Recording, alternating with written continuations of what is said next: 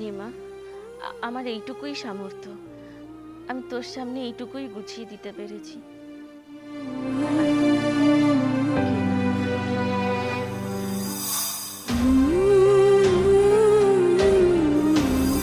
কিন্তু এই মেয়ের জন্য আমি কিচ্ছু করতে পারবো না।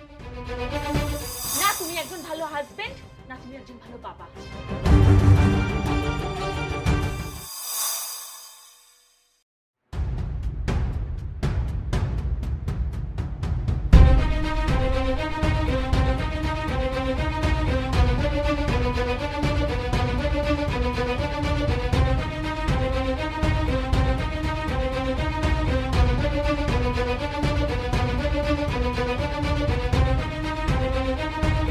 পূজা, হ্যাঁ পূজা,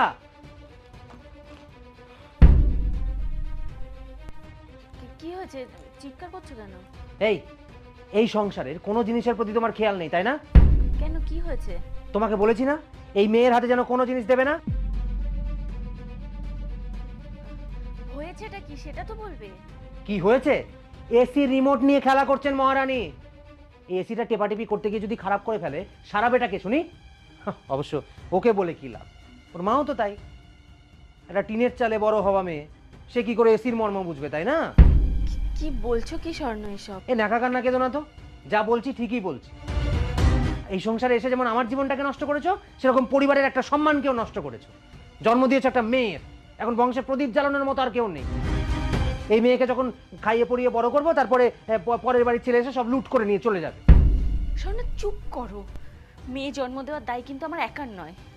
আর শোনো, কথায় কথায় আমার বাবা মাকে টেনে এনো না। বেশ করেছি, বেশ করব তুলবো, বেশ করব। শোনো, আমি যখন খাওয়াই পড়াই তখন আমার কথা তো তোমাকে শুনতেই হবে। মাঝে মাঝে মনে হয় এই বাড়ি ছেড়েই চলে যায়। বাড়ি থেকে চলে যাই তো যাও না, যাও যাও যাও, বাড়ি থেকে চলে যাও প্লিজ। আর শোনো, সঙ্গে না এটাকেও নিয়ে যাও। যত সব